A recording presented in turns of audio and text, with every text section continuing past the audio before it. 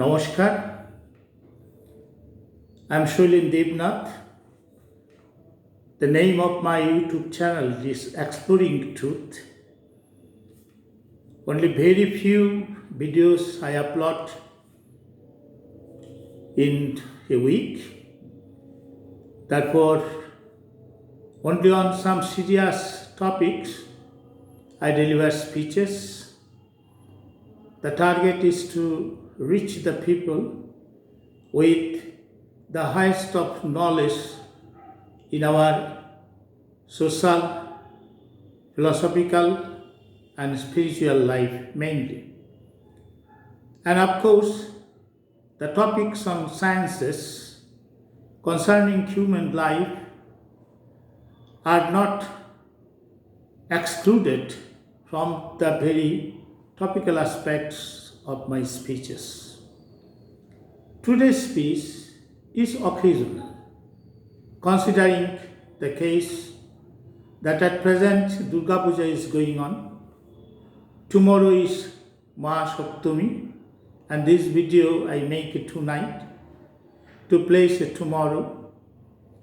So I request all to give some time to hear or listen to my speech in order to find out, of course, something new.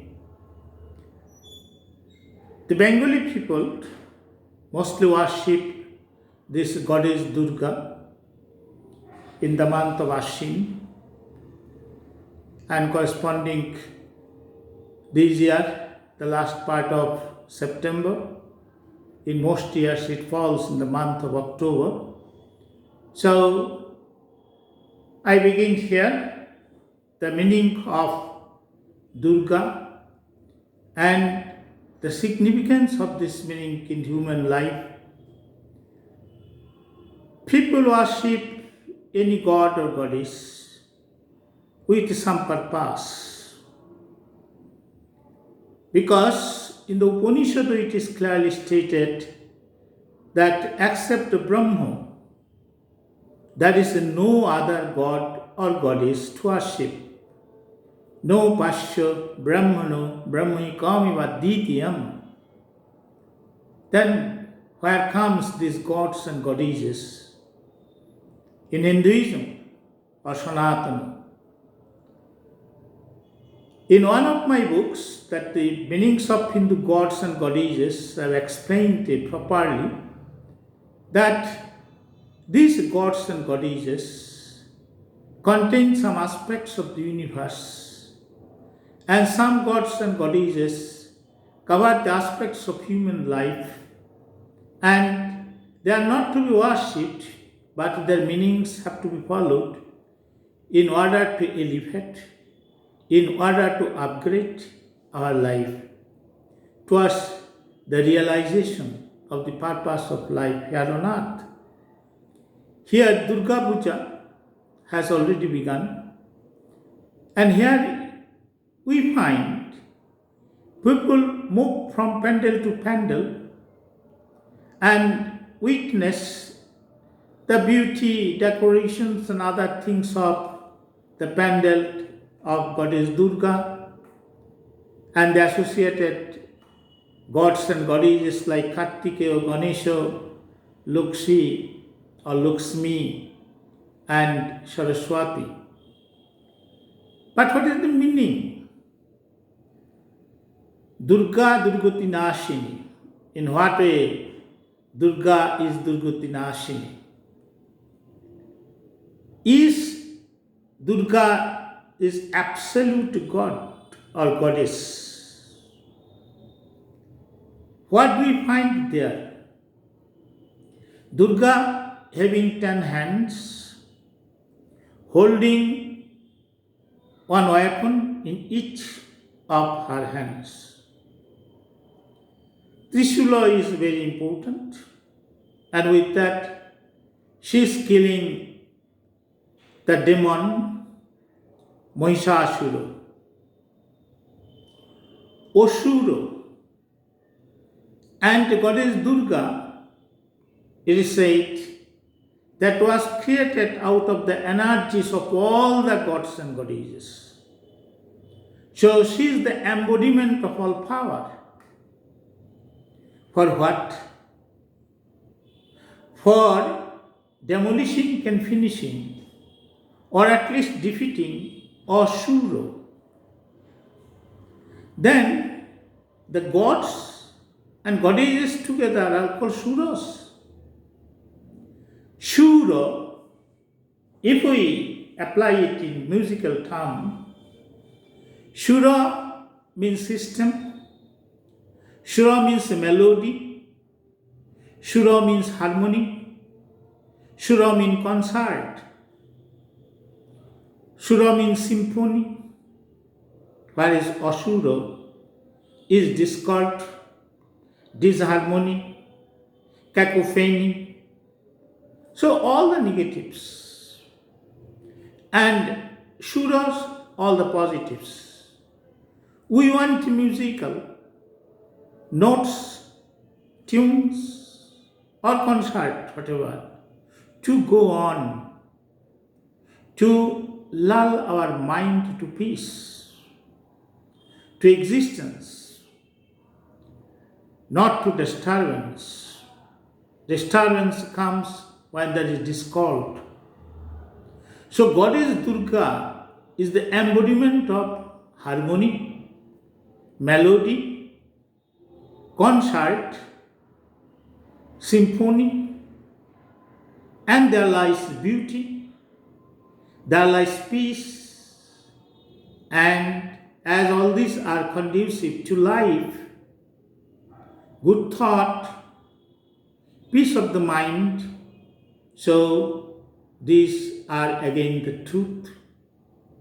So the aspects of Durga, that Shura, she is the embodiment of all Shuras. That is peace, that is beauty, that is happiness, that is pabulum, everything. Asuras, discord, cacophony, on the other, disharmonious. We don't want it, don't like it. If there is no harmony, nothing can be created. Now, this Durga is associated with the universal system of creation and existence. How it is so? Let us come to the point. Durga is holding weapons in her hands, means instruments to defeat Asuras. So instruments are just some means, some ways. On the other, if you look properly at the statue of Durga in the mandapas, you will find that behind the Durga statue there is a halo that we call Challi. And there, just above the head of Durga, in the halo, big halo, that is Challi, we find there is a small picture of Shiva. Shiva represents consciousness. Shiva is Chetana. So Shiva represents consciousness and Chetana. Durga represents energy, power, and the naturalized part of Shiva. These two are in fact together Shiva Shakti. So Shakti cannot be worshipped alone in separation or separately from consciousness, that is universal consciousness, that is Shiva. It is very, very clear. There comes the evolution the creation of the universe, because in the evolution or creation of the universe, these two things were involved. What is? One is Chetana, evolution of Chetana or expansion of Chetana, that is consciousness, Chit, Chetana. On the other, evolution and expansion of energy. Now come to Navaratri. How these things come? Navaratri, there are 9 aspects of Durga. Out of these 9 aspects, some are original aspects. There are 4 aspects of Durga which are very much original, and other aspects of Durga were added later on, not that much involved with the system of evolution or creation of the universe. The 4 aspects I tell you, one is Kushmanda, number 2 is Kattayuni, number 4 is Mahagauri, and number 3 is Mahagauri, and number 4 is Siddhidatri. So number 1 I told Kushmanda. This Kushmanda, in fact, the primordial egg of the universe. Kusum Anda. Kusum means Anda means egg that was in the beginning. Kusum, that is the first beginning. So the scientists tell us that before the Big Bang, this entire universe was in the form of a mass. And that mass burst forth. Suddenly, as it burst forth, so they called it Big Bang. This Big Bang was possible because of energy and consciousness together remained composed in the egg.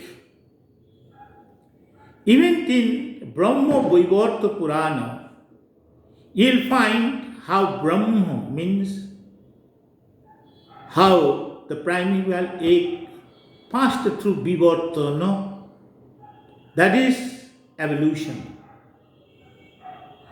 In Sankhya philosophy, you will find the same way the concept of Vivartana, no sudden creation, but evolution. So Kushmanda, out of the 9 aspects of Navaratri, is very, very important. It is related to the Big Bang theory.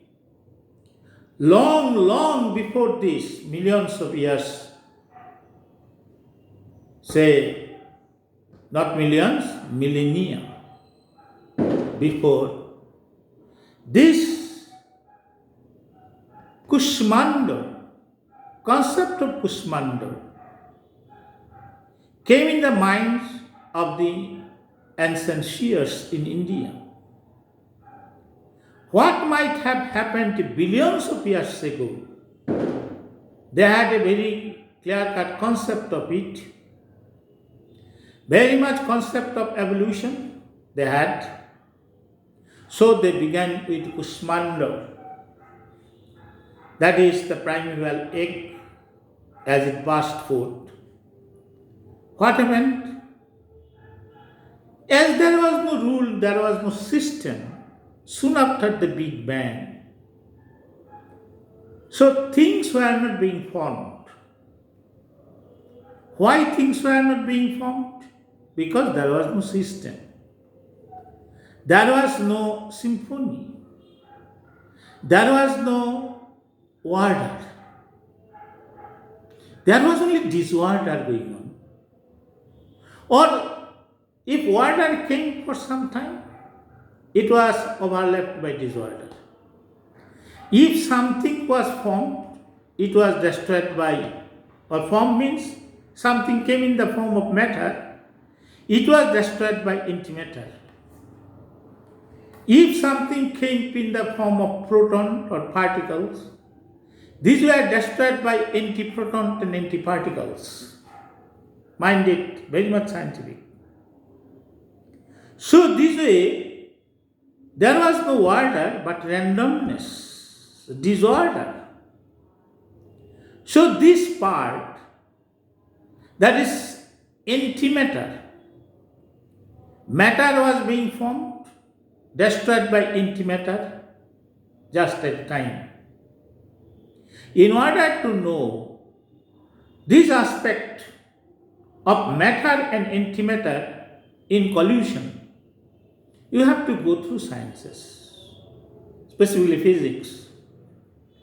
I am not going to narrate it, but only think it that in the universe there is certain, means a big part of it is antimatter. So, in spiritual aspects of interpretation of evolution or creation, whatever you call it, soon after the Big Bang, as conflict started between two formations, one formation of matter, on the other formation of antimatter. Antimatter was being destroyed by matter and vice versa. Antimatter destroyed matter, matter destroyed antimatter. Antiproton destroyed protons, antiparticles destroyed particles. This way it went. So there was a big fight for the creation of the universe or evolution of the universe. Antimatter had to be subdued. Antimatter represents asuras and matter represents Shura. Antimatter represents the asuras, the demons, the destroyers as they are destroying matter. Universe was not coming into existence. So, predominance of matter was necessary. In order to make matter predominant, antimatter had to be outnumbered, had to be excelled, had to be left behind by the more creation of matter in the universe. That is Devo and Daitya. Antimatter Daitya, Devo, God. Or gods and goddesses, whatever you call it, in singular or in plural term. Here, Durga represents matter. And Asura, the demon, Mahishasura or whatever, they represent antimatter. So the fight went on. And in that big fight, matter outnumbered antimatter, means Suras, the Devas, they won the war. Antimatter remained but was defeated, outnumbered, so this universe could come into existence. Otherwise, the universe could not come into existence. Durga, Durgati Nashini means what? Durgati, that nothing was coming into existence because of antimatter. And this Durga, this material part of the universe, outnumbered antimatter, defeated it. Therefore, this universe could come into existence. So, this material world, out of that, say, the green world of trees, this and that, whatever, and the matter was formed,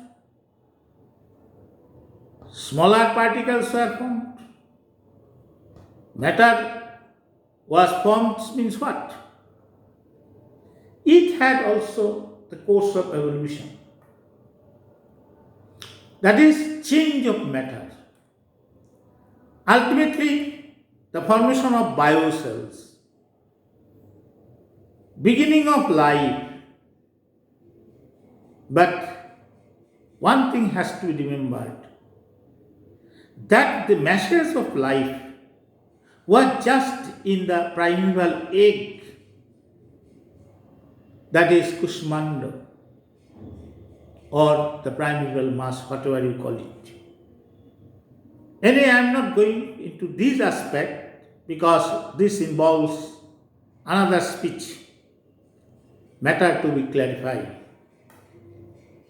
So, this Durga, in fact, just an embodiment of the aspect of the evolution or creation of the universe. And this was, in fact, the expansion of consciousness also. If we call this earth is predominated by human beings are self-conscious. Other animals are also conscious.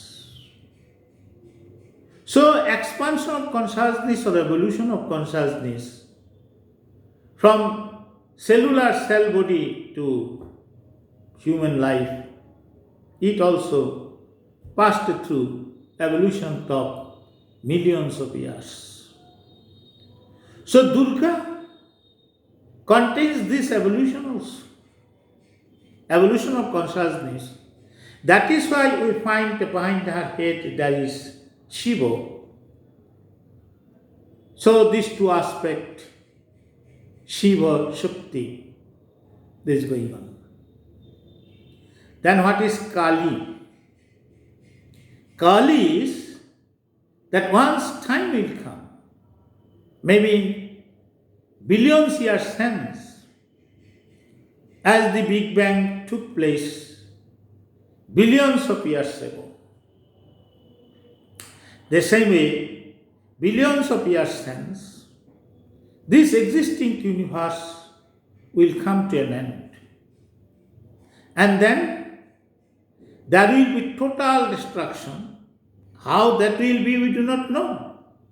But one thing can be conceived from the aspect that antimatter is existing in the universe. Time may come that this antimatter may not be equal to matter, but it may collide and may destroy the major part of material universe. And that incident may be called devolution. Evolution, devolution, destruction, that in Hindu scriptures known as Samhara, Dhangsha, that is the withdrawal of the universe back to a primeval stage. So the evolutionary part of the universe, formation of matter, is Durga. The part of the universe that is devolution, that is Kali. But then why Kali now should be worshipped or remembered or interpreted in meaning, or the meaning has to be followed? But one thing, antimatter is still existing in the universe, everywhere. Even in the human body, our immune system is creating something maybe called antimatter. Our immune system. And autoimmune disease is nothing but the creation of antimatter like things, cells, to destroy, or antibodies to destroy the normal cells of the human body, autoimmune disease. There are rays in the universe representing antimatter. Therefore, if you come in contact of those rays of the universe that can penetrate the atmospheric belt, will cause havoc in this world. So Asuras are there. So it is like the story the Abrahamic religions accept that God and Satan had fight. God won the war, but Satan warned God that I am defeated but I am not destroyed. I shall go on disturbing your creation all the time. So Satans in the Abrahamic religion represent these asuras in Hinduism, or Sanatana, whatever. So there is in fact a compatibility of interpretation of things in different religions.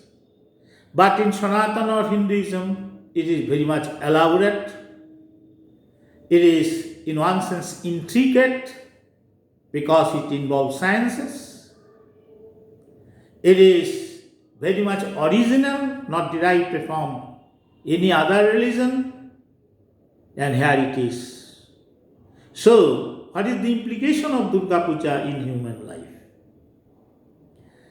It is that you have to remember that you have to follow order. You have to follow system. You have to follow melody. Your life has to be harmonious. You have to follow concert, not discord. So be systematic. Without being systematic, what is the use of worshipping Durga? So first of all, know the meaning of Durga. If once you follow the meaning of Durga, automatically Lakshmi will come to serve you. What is Lakshmi? That is wealth. Then the knowledge will come to you, wisdom. That is what? Saraswati. You will become powerful as a victorious fighter like Kartikeya. You will be very successful in your life, Siddhi, that is Ganesha. So now, let us see the four aspects of Navaratri. I have told only one aspect of Navaratri, that is Kushmanda. The second I told Kattayoni. Kattayoni is the aspect of Durga that destroys all demons, the negative forces, means destroy intimators, and make the prospect for the creation or evolution of the universe possible. So Kattayoni, all the time in our life, if we cultivate the positive aspects of life, we become happy. If we cultivate the negative aspects of life, that is asuras, we will go down. We will follow then the path of destruction. Then comes Mahagauri. If you follow the path of Kattayani, taking action against the negatives in your life, you come to achieve the stage of Mahagauri, that is full brightness of knowledge and wisdom. Mahagauri, that is brightness. Mahagauri. So this Kushmanda, it's universal aspect. Then Kattayani, the aspect that is Durgotinashini, destruction of demons for the creation of the universe, destruction of the demonic mind that we have, all the time disturbing the peace of your mind. If you follow the spiritual path of truthfulness, justice, you must come to achieve the state of happiness, peace, and knowledge, wisdom. So Kattayani. Then if you follow the path of Kattayani, you come to achieve the stage of Mahagauri. When you achieve the stage of Mahagauri, automatically the last stage comes, that is Siddhi Datri, that is Durga, Durgotinashini, giving you the path only to success, Siddhi, that is the aims and objectives of your life. To realize knowledge, to be enlightened one, becomes possible. So Siddhi Datri is the goddess Durga, to give you enlightenment. So here I stop today. Please subscribe this channel. The topic may be a bit difficult for those who do not know this aspect of matter and antimatter, very much scientific. You can go through some books, or you can ask the professors, teachers of sciences. They can tell you what is this aspect of matter and antimatter. Then the way I have explained it, you can find the significance of the explanation. And of course, referring to these four aspects of Navaratri, that is Kushmanda, Kattayuni, Mahagauri and Siddhidatri. So thank you very much. Subscribe the channel, please. Thank you.